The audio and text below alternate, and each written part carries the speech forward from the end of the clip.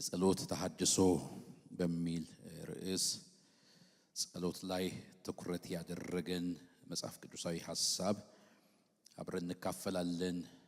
ሉቃስ ወንጌል ምዕራፍ 11 ከቁጥር 1 ጀምሬ እስከ 13 ድረስ በጌታ በኢየሱስ ስም አነባለሁ።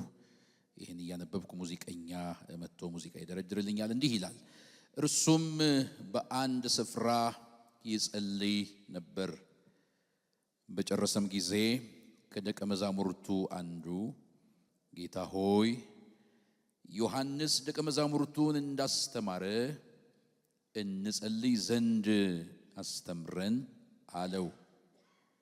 አላቸውም ስትጸልዩ እንዲህ በሉ፣ በሰማያት የምትኖር አባታችን ሆይ ስምህ ይቀደስ፣ መንግሥትህ ትምጣ፣ ፈቃድህ በሰማይ እንደሆነች እንዲሁ በምድር ትሁን። የዕለት እንጀራችንን ዕለት ዕለት ስጠን፣ ኃጢአታችንንም ይቅር በለን እኛ ደግሞ የበደሉንን ሁሉ ይቅር ብለናልና፣ ከክፉ አድነን እንጂ ወደ ፈተና አታግባን። እንዲህም አላቸው፣ ከእናንተ ማናቸውም ወዳጅ ያለው በእኩል ሌሊትስ ወደ እርሱ ሄዶ ወዳጄ ሆይ 3 እንጀራ አበድረኝ፣ አንድ ወዳጄ ከመንገድ ወደ እኔ መጥቶ የማቀርብለት የለኝምና ይላልን? ያም ከውስጥ መልሶ አታድክመኝ፣ አሁን ደጁ ተቆልፏል፣ ልጆቼም ከኔ ጋር በአልጋ ላይ አሉ፣ ተነስቼ ልሰጥህ አልችልም ይላልን? እላችኋለሁ ወዳጅ ስለሆነ ተነስቶ ባይሰጠው እንኳ ስለ ንዝነዛው ተነስቶ የሚፈልገውን ሁሉ ይሰጠዋል። እኔም እላችኋለሁ ለምኑ ይሰጣችሁማል፣ ፈልጉ ታገኙማላችሁ፣ መዝጊያን አንኳኩ ይከፍትላችሁማል። የሚለምን ሁሉ ይቀበላልና የሚፈልግም ያገኛል፣ መዝጊያውንም ለሚያንኳኳ ይከፈትለታል። አባት ከሆናችሁ ከእናንተ ከማንኛችሁም ልጁ እንጀራ ቢለምነው እርሱ ድንጋይ ይሰጠዋልን? አሳ ደግሞ ቢለምነው በአሳ ፋንታ እባብ ይሰጠዋልን? ወይስ እንቁላል ቢለምነው ጊንጥ ይሰጠዋልን? እንኪያስ እናንተ ክፎች ስትሆኑ ለልጆቻችሁ መልካም ስጦታ መስጠት ካወቃችሁ በሰማይ ያለው አባት ለሚለምኑት እንዴት አብልጦ መንፈስ ቅዱስን ይሰጣቸው። አንደኛ ጴጥሮስ ምዕራፍ 4 ቁጥር 7 ዳሩ ግን የነገር ሁሉ መጨረሻ ቀርቧል። እንግዲህ እንደ ባለ አእምሮ አስቦ ተጸልዩም ዘንድ በመጠን ኑሩ። አባቶቻችን ዘመናችንን እንደ ቀድሞ አድስ ብለው ለምነዋል።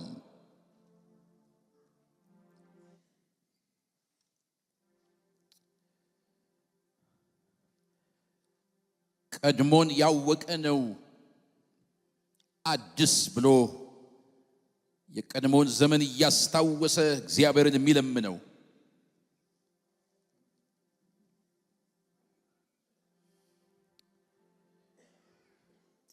በመጽሐፍ ቅዱሳችን ላይ በብሉይ ኪዳንም ሆነ በአዲስ ኪዳን መንፈሳዊ ሕይወት፣ መንፈሳዊ ዓለም ያለ ጸሎት የሚመራ አይደለም።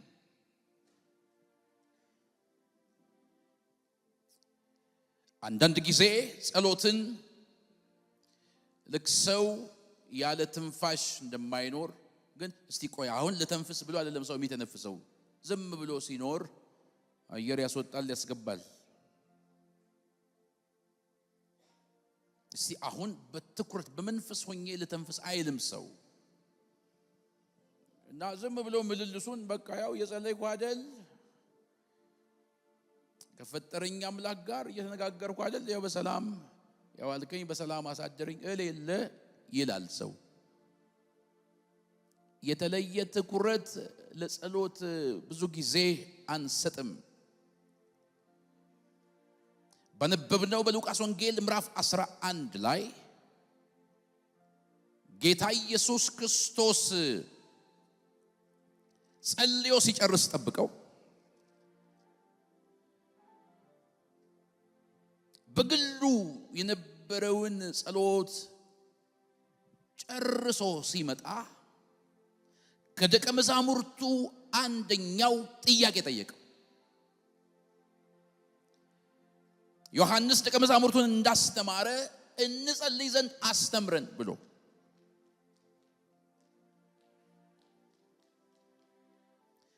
አስተምረን የሚል ጥያቄ ያቀረበው ጸሎት ዝም ብሎ ምልልስ ስላልሆነ ነው።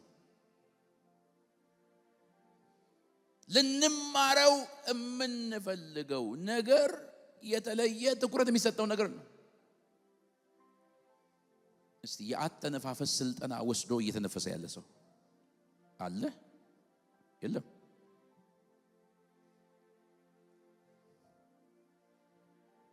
በቃ እኮ አቡነ ዘበሰማያት ሳልል እኮ አልተኛም ማለት ይሄ እኮ ህይወት አይደለም። ያው በእያንዳንዱ ነገር እኮ የአምላኬን ስም ማነሳሳት አይቀርም። ይሄ ብቻውን እኮ ህይወት አይደለም። አስተምረን በመንፈሳዊ ዓለም ላይ ጸሎት ልንማረውና ልንለማመደው የሚገባ ወሳኝ ጉዳይ ነው። በጨለማው ዓለም ያሉ ሰዎች በጸሎት በጣም ያምናሉ።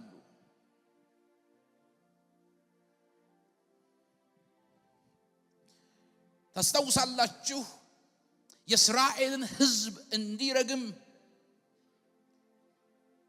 በለዓም ከባላቅ ገንዘብ ተቀብሎ ተሰማርቶ ነበር። እንዲረግም የትኛውንም ተግባራዊ እርምጃ ከማድረጉ በፊት በመንፈስ ዓለም ላይ በጸሎት በሚነገሩ ንግግሮች ያምናሉ ሰዎቹ። ምንም ነገር ውስጥ ዘው ብሎ ከመገባቱ በፊት መንፈስ ዓለም ላይ ስራ መስራት እንዳለበት ያምናሉ፣ ያደርጉታል።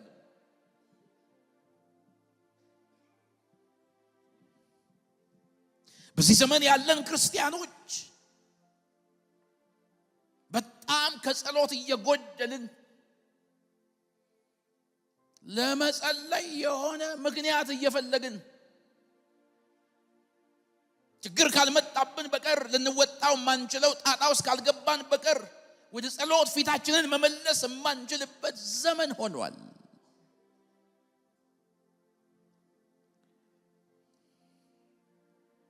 ጸሎት ከችግር መውጫ መሳሪያችን ብቻ ሳይሆን ጸሎት ከእግዚአብሔር ከአምላካችን ጋር የማያቋርጥ ህብረት የምናደርግበት መንገድ ነው። ጸሎት እግዚአብሔርን መፈለግ ነው።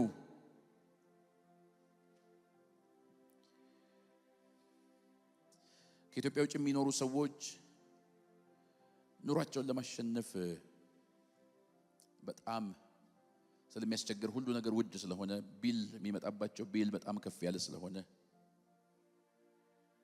ብዙ ቢል ስላለባቸው ብዙ ሰዓት ይሰራሉ። እኛኮ እግዚአብሔር ብዙ ያስፈልገናል። የጌታ እርዳታ ብዙ ያስፈልገናል። የጌታ እጅ ብዙ ያስፈልገናል። ስለዚህ ብዙ መፈለግ አለብን እግዚአብሔርን። ብዙ መጸለይ አለብን።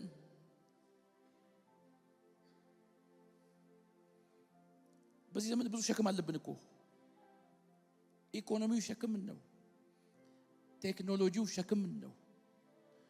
ቤተክርስቲያን አሁን ያለችበት ሁኔታ ሸክም ነው። የተለያዩ አገሮች በአገራችን ላይ ያላቸው ተጽዕኖ ሸክም ነው። ስለዚህ ብዙ እርዳታ ያስፈልገናል። አገልግሎታችን ብዙ ሲሆን ብዙ እርዳታ ያስፈልገናል ማለት እኮ ነው። ብዙ እርዳታ የሚያስፈልገው ሰው ብዙ ይጸልያል።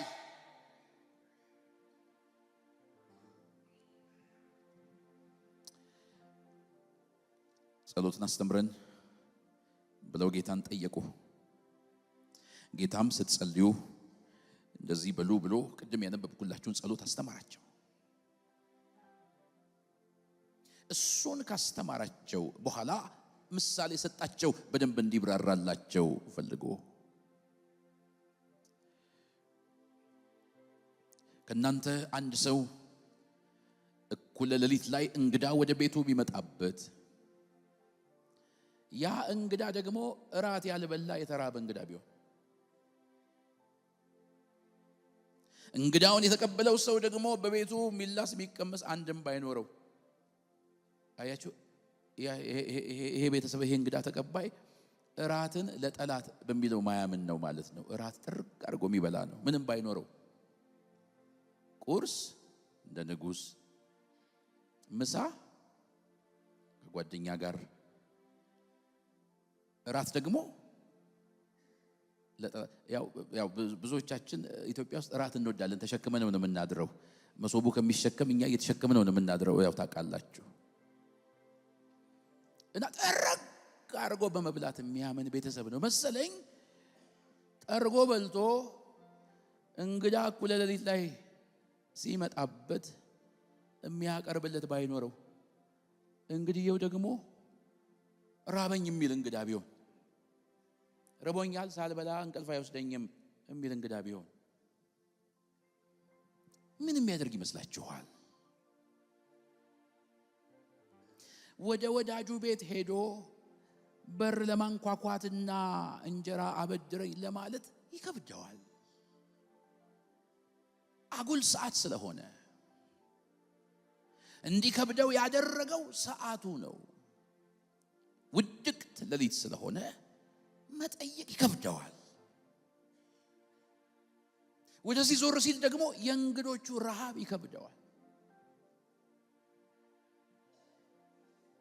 ስለዚህ ጎረቤቴ ወይም ወዳጄ ቢታዘበኝም ይታዘበኝ ብሎ ሄዶ አንኳኩቶ ማነው ሲል ወዳጅህ ገሌ ነኝ፣ አንድ እንግዳ በሌሊት መጣ እኔ ጋ፣ የማቀርብለት የለኝም፣ እንግዳ የሚመጣ ስላልመሰለኝ ተዘጋጅቼ አልጠበቅኩም፣ እባክህ አበድረኝ እንጀራ እያለ ፈራ ተባ እያለ ይጠይቀዋል። የሚጠየቀው ሰውዬ ምን የሚል ይመስላችኋል? አቦ ተኝቻለሁ፣ በቃ ሆድን አሽተተኛ በለው ይላል አይደል? ልጆቼም ተኝተዋል፣ አቦ ስነሳ ይቀሰቀሳሉ፣ ይረበሻሉ፣ አቦ ተወኝ አይለውም። አቦ ተወኝ ቢለው መልሶ ደግሞ ደጋግሞ ስለሚያንኳኳበት እንዳይረበሽ ብሎ ስለነዝነዛው ብዛት ተነስቶ የሚፈልገውን እንጀራ ይሰጠዋል።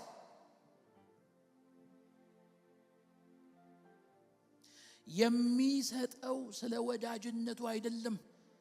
ቀን ቢሆን ስለ ወዳጅነቱ ይሰጠዋል። ሌሊት ላይ ግን ስለ ወዳጅነቱ አይሰጠው።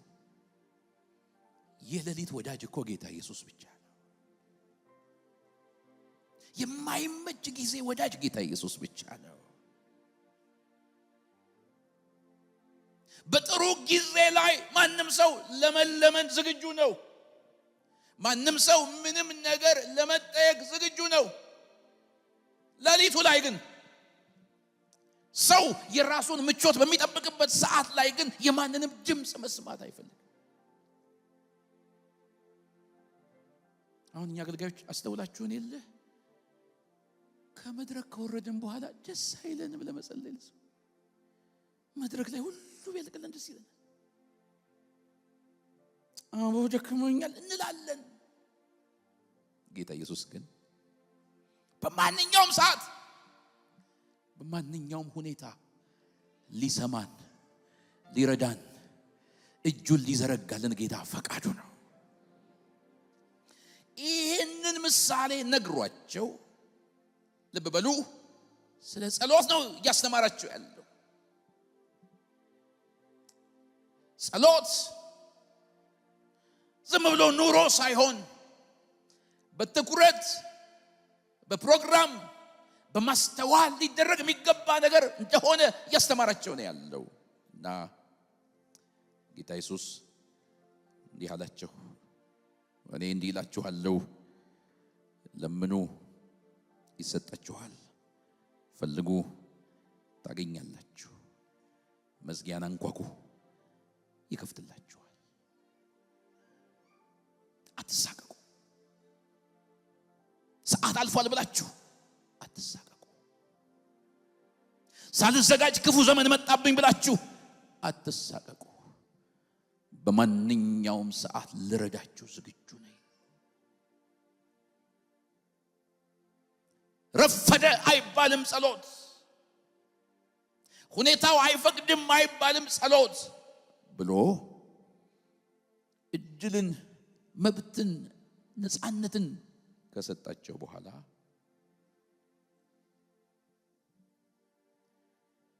እናንተ አባት ከሆናችሁ አንዱ እንጀራ ቢለምነው ድንጋይ ይሰጠዋል ወይ?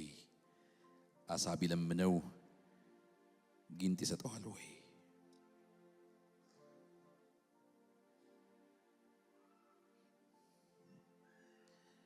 እናንተ እንደ አባትነታችሁ የተለመናችሁትን ትሰጣላችሁ፣ የተጠየቃችሁትን ትሰጣላችሁ።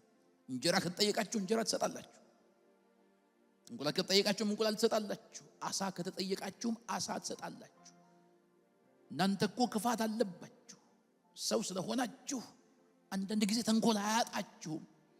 እንደዛም ቢሆን ግን ልጃችሁ የጠየቃችሁን ትሰጣላችሁ።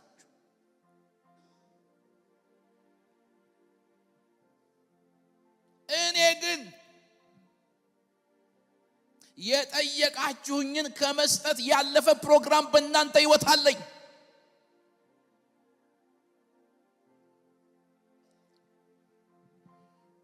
እንጀራ ስትጠይቁኝ እንጀራ ብቻ አልሰጣችሁም።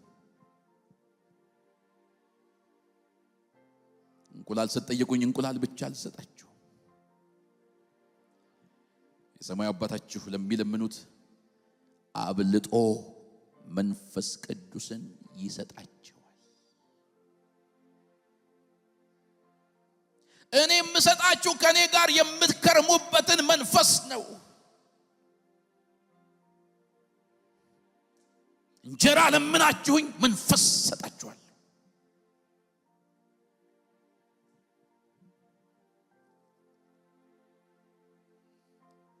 እንቁላል ለምናችሁኝ ከኔ ጋር የምትኖሩበትን መንፈስ ነው መሰጣችሁ። ጊዜያዊ ጥያቄያችሁን መልሼ ከፊቴ ዞር እንድትሉ ሳይሆን ቀጣይ ህብረት ፈልጋለሁ። ከኔ ጋር ቀጣይ ግንኙነት ፈልጋለሁ። ሕይወታችሁ የጸሎት እንደሆነ እንዲቀጥል የሚያደርግን መንፈስ ሰጣችኋለሁ።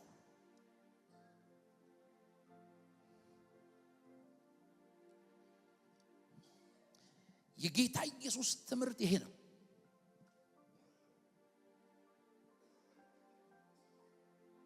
ብዙ የግል ጥያቄዎች አሉብን። በተለይ በዚህ ዘመን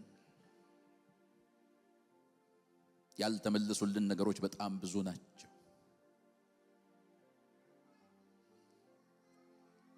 ጌታ ኢየሱስ ክርስቶስ መንፈሱን ነው ሊሰጥን የሚፈልገው። ከእርሱ ጋር የሚያጣብቀንን መንፈስ፣ ከእንጀራ ያለፈ መንፈስ።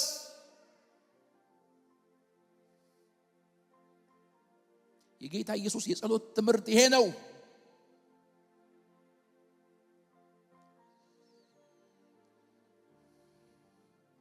ወደ ጸሎት የሚገፋን ችግራችን ሳይሆን መንፈሱ ነው መሆን ያለበት። መንፈሱ ጌታን የሚያስናፍቅ መንፈስ፣ ጌታን የሚያስርብ መንፈስ። ሃሌሉያ! በቃ ጌታን የሚል መንፈስ። ጉድለታችን አይደለም ወደ ጸሎት ሊመራን የሚገባው። ስኬታችንም አይደለም ወደ ምስጋና ሊያመጣን የሚገባው። መንፈስ፣ ጌታ ያካፈለን መንፈስ።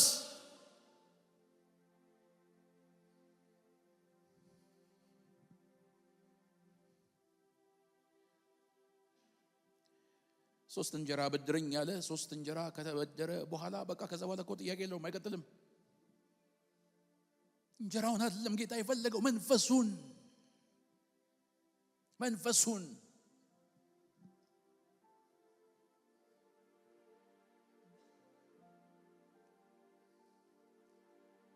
እጆች ከፍ ይበሉ እስቲ ባካችሁ። ሃሌሉያ።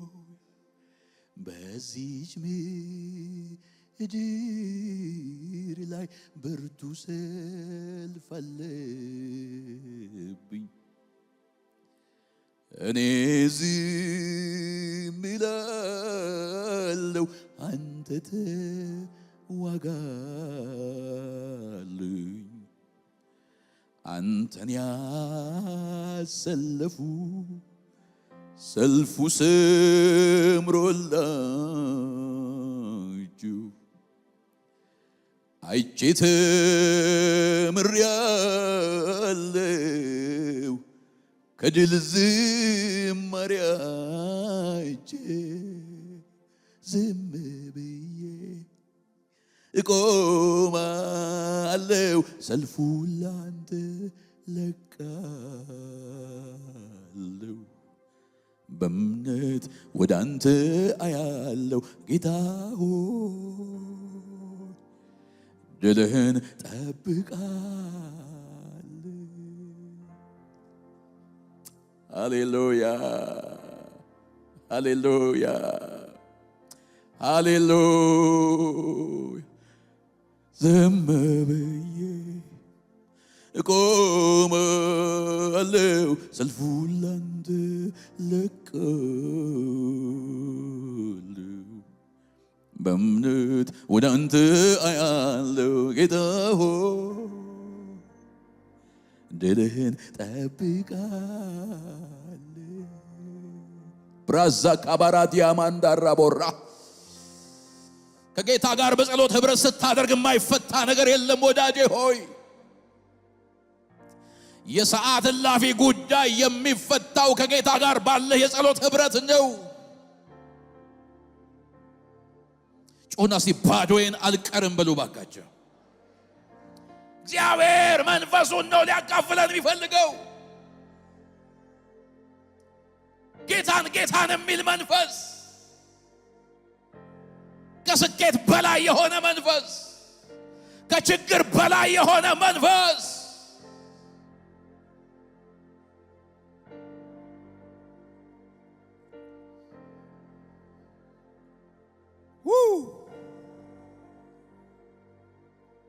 አስተምረን አይደል ያላችሁኝ?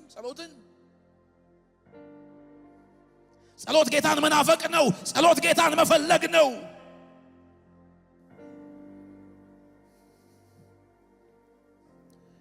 አለመጸለይ እኮ አታስፈልገኝም ማለት ነው። ጌታን ኦኬ ማለት ነው። በቃ እኔ እችላለሁ፣ ግድ የለም ይሄንን እንኳን እኔ ልወጣው ማለት እኮ ነው። እጃቸውን ይዘን ልጆቻችን ድክ ድክ ሲሉ በራሳቸው ፈቃድ ያስለቅቁናል እኮ። ትንሽ ከፍ ሲሉ ራሳቸውን መቻል እንዲሰማቸው ስለሚፈልጉ ያስለቅቁናል። እኛ በጌታ ቤት በቆየን መጠን ብዙ ያስፈልገናል ጌታ። ብዙ በጣም ብዙ።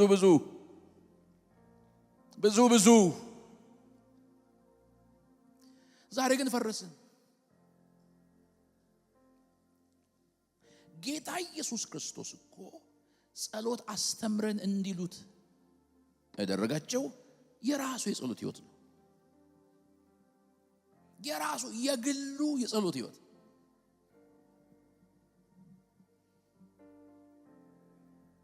ከነሱ ፈቀቅ እያለ አንዳንዴ ወደ ተራራ እየወጣ አንዳንዴ ወደ ምድረ በዳ እየሄደ የሚጸልየውን ጸሎት አይተው ነው።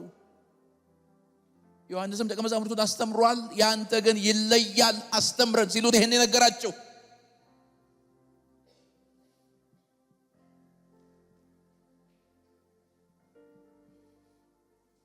ልክ ነው። በመከራ ቀን ጥራኝ ተብሎ ተጽፏል። ጸሎት የመከራም ጊዜ ነው። ልክ ነው። ጌታ ኢየሱስ ግን መንፈስ ነው መሰጣችሁ።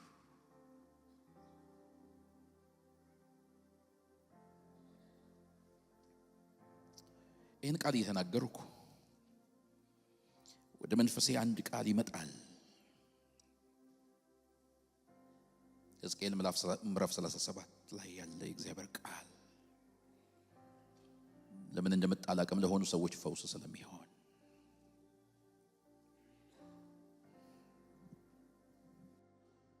እግዚአብሔር በደረቁ አጥንቶችም ተስፋ ስለማይቆርጥ ብትንትን ባሉትም እግዚአብሔር ተስፋ ስለማይቆርጥ ማንም መልእክት ለሌለው ለደረቁት ጌታ ግን መልእክት ስላለው ምድረ በዳን ማን ተስፋ ያደርጋል? ከዚያስ ውሃ ኧረ እንዴት ይፈልቃል? ያስቸግራል ከልብ ለማመን ግን ይቻላል በኃያሉ እግዚአብሔር። ምድረ በዳን ማን ተስፋ ያደርጋል? ከዚያስ ውሃ ኧረ እንዴት ይፈልቃል?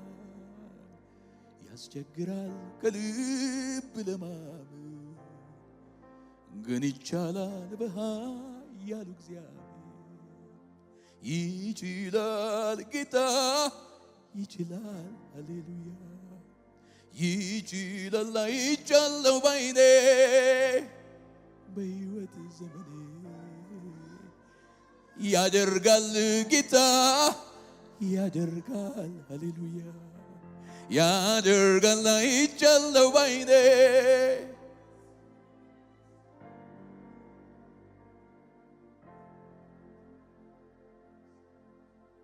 ስፍራቸውን ለቀው ደርቀው ላሉ ለእስራኤላውያን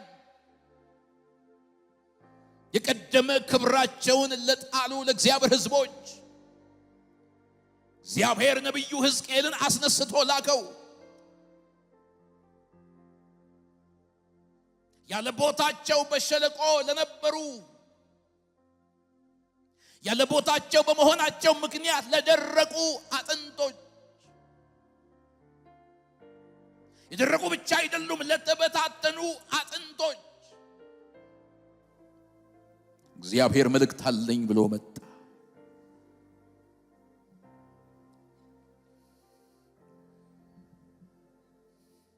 አያችሁ፣ ጌታ ዋና አድርጎ የሰጠንን የጸሎታችንን ስፍራ ስንለቅ ከድርቀት ውጪ ምን ሊኖረን ይችላል? ከባዶነት ውጪ ምን ሊኖረን ይችላል?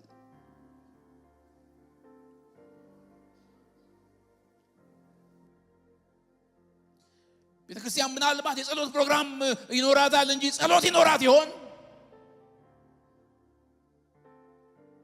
በግላችን በሳምንት አንድ ቀን ይሄ የጸሎቴ ቀን ነው እንል ይሆናል እንጂ ጸሎት ይኖረን ይሆን?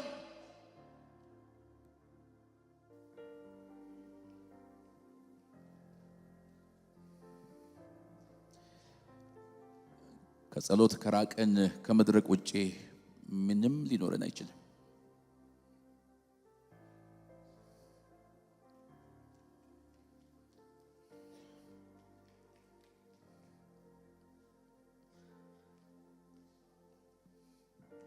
አንዳንድ ጊዜ አንዳንድ ሰዎች እንዲህ ሲናገሩ ሰማለሁ። የስደቱ ዘመን ይሻል ነበር። ወደ ጌታ የሚያቀርበን መንፈሱ ነው መሆን ያለበት እንጂ ስደት አይደለም። ሚሻለን ስደትም ነፃነትም ሳይሆን መንፈሱ ነው። መንፈሱ ነው።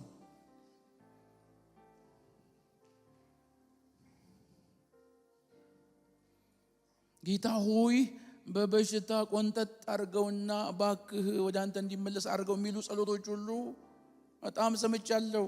እኔ ቤተሰብ መሃል ጨምሮ መንፈሱ ነው የሚያስፈልገን። መንፈሱ ነው የሚያስፈልገን።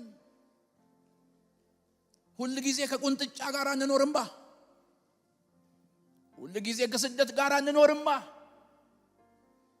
ጌታ ቃል የገባልን መንፈሱን ሊሰጠን ነው። ከእርሱ ጋር በጸሎት ምንኖርበትን መንፈሱን ሊሰጠን ነው።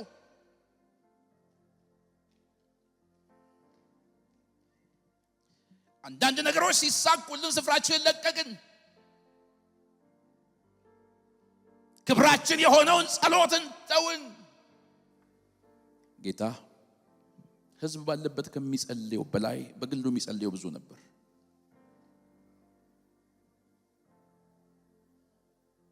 አንዳንድ ጊዜ በማለዳ ሳይነጋ በፊት ጨለማው ሳያልፍ በፊት ይጸልይ ነበር ወጥቶ። አንዳንዴ ሲያገለግል ውሎ እነሱ ወደ የቤታቸው ሸኝቶ ወደ ተራራ ወጥቶ ይጸልያል።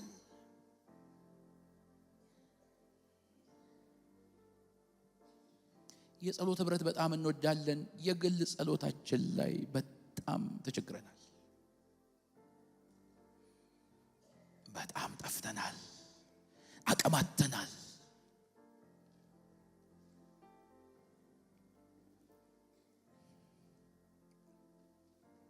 ብዙ እድሎች አግኝተናል የመናገር፣ ብዙ እድሎች አግኝተናል የማንበብ፣ ብዙ እድሎች አግኝተናል ብዙ ኢንፎርሜሽን ለማግኘት። ሚዲያ ብዙ ነው።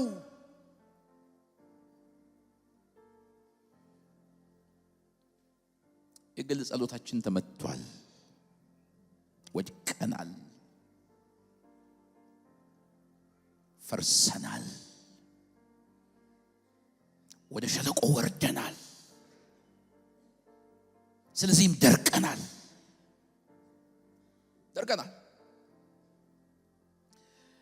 እና ለደረቁ አጥንቶች እግዚአብሔር ሕዝቅኤልን ላከና አንድ ጥያቄ ጠየቀው። መጀመሪያ እነዚህ የደረቁ አጥንቶች ያየሃቸው በሕይወት ይኖራሉን ብሎ ጠየቀው እግዚአብሔር።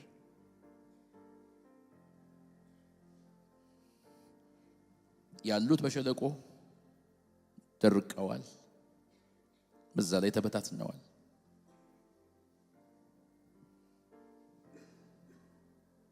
በየግላችን ሐሳብ የተበታተንበት ነገር ብዙ ነው።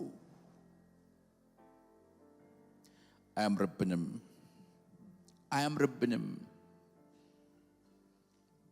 ያለ ጸሎት አያምርብንም። ያለ ስፍራችን አያምርብንም። እኔ አውቃለሁ ያለው ነገር በስቷል።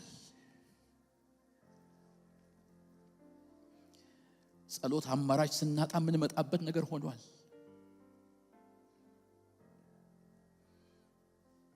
መጠየቅ ስለምወድ አንዳንድ ጊዜ ጠይቃለሁ። ለጸሎት ሰዎች እኔ ጋር ሲመጡ አንዳንዴ ጠይቃለሁ እና አስጠይቃ እንደዚህ ማረኩ አልሆነም፣ እንደዚህ ማረኩ አልሆነም፣ እንደዚህ ማረኩ አልሆነም፣ እንደዚህ ማረኩ አልሆነም የሚል ይበዛል። እስቲ ጌታን ደግሞ ለሞክረው ብዬ ነው ይመስላል። ስለዚህ ጸሎት ችግር መፍቻ ብቻ ሆኗል ማለት ነው።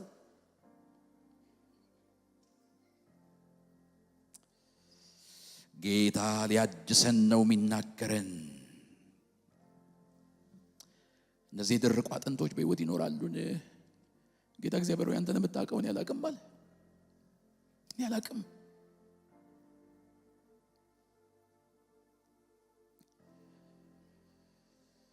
እንግዲያውስ ትንቢት ተናገር፣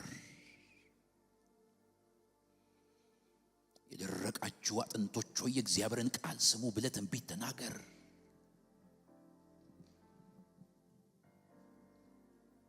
ዛሬም ድምፁን የሚያሰማን ጌታ የተባረከ ይሆን። ደርቀንም ድምፁን ያልቆጠበብን ጌታ የተባረከ ይሆን። እግዚአብሔር አንድ ጊዜ በጣም ወቅሶኛል። እዚሁ አዲስ አበባ ውስጥ አንድ ትልቅ ቸርች እያገለገልኩ ተከታታይ ነበር ማገለግለው እና የመጨረሻው ቀን ላይ በሰፊው እንደምጸልይ ተናግሬ ህዝብ በሙሉ መጥቶ፣ ብዙ ህዝብ ቁጥሩ የጨመረ ህዝብ መጥቶ እየሰበኩኝ እግዚአብሔር አምላክ በመሃል ስብከቴን አቋርጬ ለአዳዲስ ነፍሳት ጥሪ እንዳደርግ ሲያዘኝ አቋረጥኩና ጥሪ ያደረኩ። በጣም ብዙ ሰዎች መጡ ወደ ጌታ። ወደ ጌታ ከመጡት መካከል የተሸፋፈኑ ሰዎች ነበሩ እና በጣም ደስ የሚል ጊዜ ነበር። ሰዎች ጌታን ሲቀበሉ፣ በተለይ ደግሞ አንዳንዶች ጌታን ሲቀበሉ በጣም ደስ የሚልን እና ደስ አለኝ። እኔም ሐሴት አደረግኩ። እነሱን ለአገልጋዮች ሰጥቼ እኔ ስብከቴን ቀጠልኩ። እዛ ጨረስኩ። ጸሎት ልጀምር ስል ደጅ ላይ የነበሩ ብዙ ህዝቦች ሁሉ ግር ብለው ገቡ። ደጅ እንደዚህ ብዙ ህዝብ ነበር ማለት ነው አልኩ እና መጸለይ ልጀምር ነው እና ጌታ እንደዚህ አለኝ፣ የታለህ በፊቴ አለኝ። የታለ በፊቴ ያለኝ። ደነገጥኩኝ። ምን ማለት ነው አልኩ። ውጊያም መሰለኝ። ይህን ሁሉ ነፍሳት ወደ እግዚአብሔር መንግስት አምጥቼ ብዙ ነገር በእጄ የሆነ ጌታ በእኔ የሚሆነውን ሳይሆን እኔን ነው የሚፈልገኝ። መንፈሱን የሚሰጠኝ ጌታ ለዚህ ነው። ሌሊቶቻችንና ቀኖቻችን በጸሎት የተወረሱ የሆነው ዛሬ ጌታ የሚያካፍለን መንፈስ አለ። ባካችሁ ወዳጆቼ ሆይ እና ፓስተሩን ጠርቼ ማይኩን ሰጠሁትና ይሄን ህዝብ ምን ላርግልህ አለኝ። በቅንነት አለኝ እሱ። እኔስ ምን ላርገው? ለጌታ ያልተገኘ በጌታ ያልተገኘ ሰው ምን ይጠቅማል? ጉባኤውን ትቼ ወጥቼ ወደ ቤቴ ወደ ደብረ ዘይት ሄድኩና ተንበርክኬ ጌታን ጠየቅኩት። ነገረኛ ጌታ። እንደ ጌታ ልክ የሚናገር ማን አለ? ተካስ ድራማ የሚሰራ ሰው አይፈልግም ጌታ። ከወዴት እንደወደቅ አስብ አይደል የሚለው መጽሐፍ። ወድቅ ያለው የጸሎት ህይወቴ ዜሮ ነው።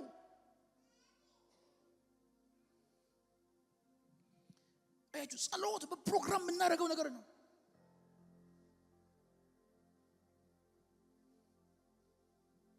ጸሎት ከጌታ ምሪት እየተቀበልን የምናደርገው ነገር ነው። ነገረኝ ጌታ። ዝም ብለህ ነው የምትሮጠው አለኝ። ደስ ብሎኝ አገልግሎት በዛልኝ ብዬ ደስ ብሎኝ ሃሌሉያ ብዬ በጉብዝና ወራት ብዬ እና ያለ ጸሎት የለ መድረስ ምን ለመሆን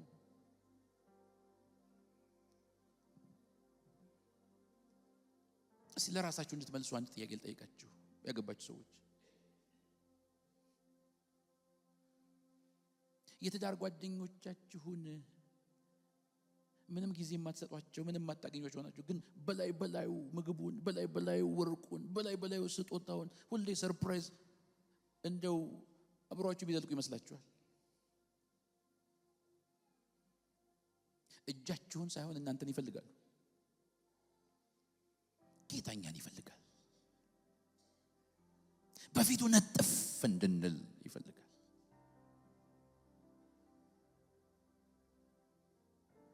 የዕብራውያን ጸሐፊ ብዙ ነገር ነግሮታል።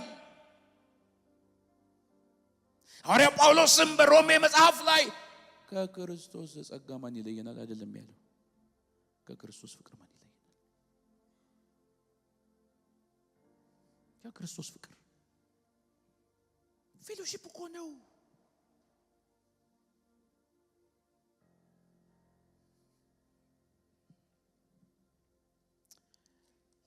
ዝም ብለን ሩጫ እንዳይሆን፣ አቅም እያጡ ዝም ብሎ መንቀሽቀሽ እንዳይሆን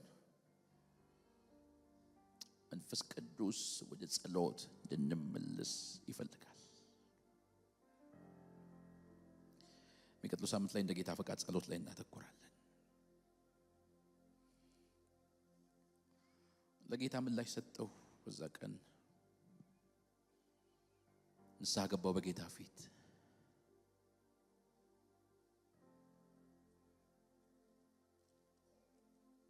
ባካችሁ የጌታን ፊት በጸሎት ማየት ይሁንልን።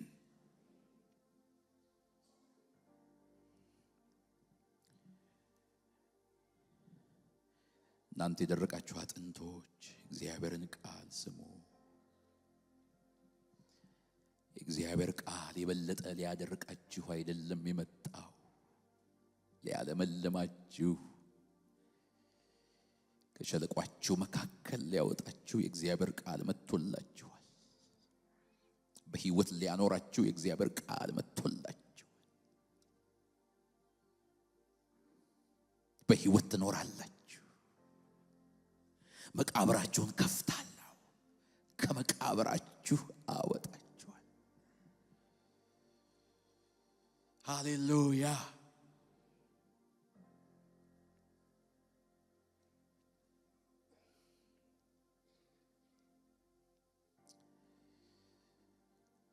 ዛሬ በሚኖረን ጸሎት እግዚአብሔር መንፈሱን ይሰጠናል። መንፈሱን ይሰጠናል። እንዴት እንደምንጸልይ አናውቅም፣ ግን መንፈሱን ይሰጠናል።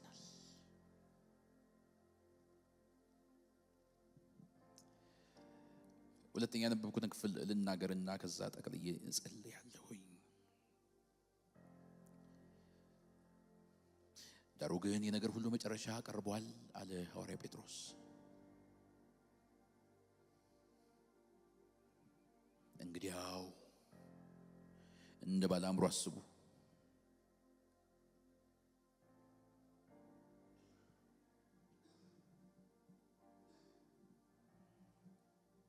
የነገር ሁሉ መጨረሻ እንደደረሰ የሚያቅሰው ለምሳሌ አሁን ከአንድ መስሪያ ቤት ሊለቅ እንደሆነ የገባው ሰው ጫፍ ላይ የደረሰ ሰው ምን ያደርግ ይሆን?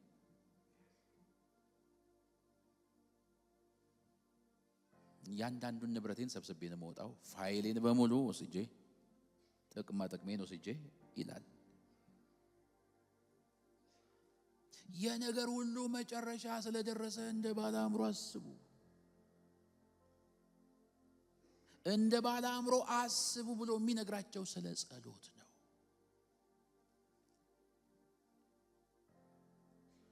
እንጂ ሳልበላ ከዚህ ስፍራ ልነሳ በሉ አይልም።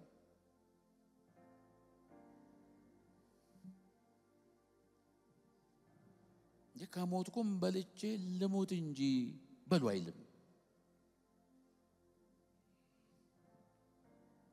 ትጸልዩ ዘንድ በመጠን ኑሩ።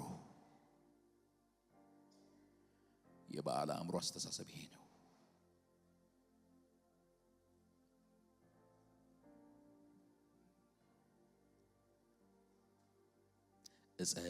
እጸልያለሁ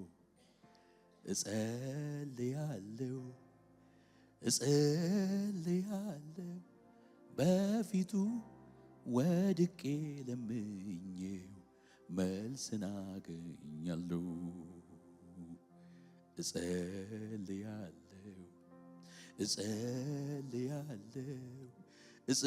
እጸልያለሁ በፊቱ ወድቄ ለምኜው ድልን አገኛለሁ። ደርሷል መጨረሻው። ሰብሰብ በሉ ወደ ጸሎት።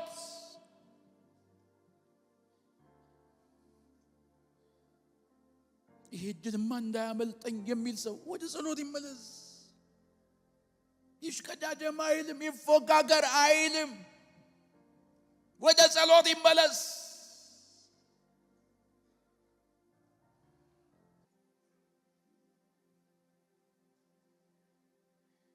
ወዳጆቼ ሆይ እንደኛ እድል የተሰጠው ግን እንደኛ እድሉን ማይጠቀም ማለት ተረት እያወራን ዘመናችንን እንጨርሳለን። ደባላ አእምሮ አስቡ።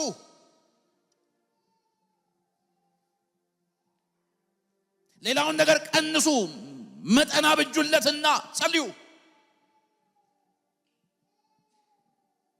ብላችሁ ቢዚ ነኝ እያላችሁ አትሩጡ።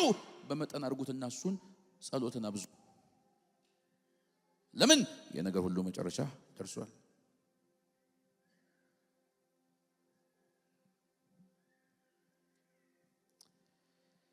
እግዚአብሔር ወደ ጸሎት ይመልሰን። እግዚአብሔር ወደ መንበርከክ ይመልሰን። እባካችሁ እለምናችኋለሁ የእግዚአብሔር ቤተሰቦች፣ ተራ ኑሮ አንኑር። ያለ ጸሎት አንኑር።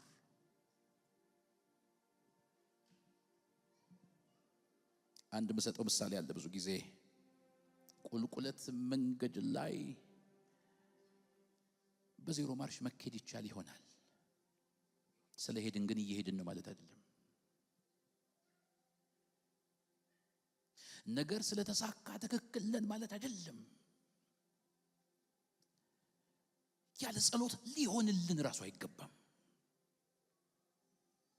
ሕይወት ሁሉ ጊዜ ቁልቁለት አይደለም፣ ደግሞ ዳገትም ነው። እግዚአብሔር በጸሎት ይባርከን።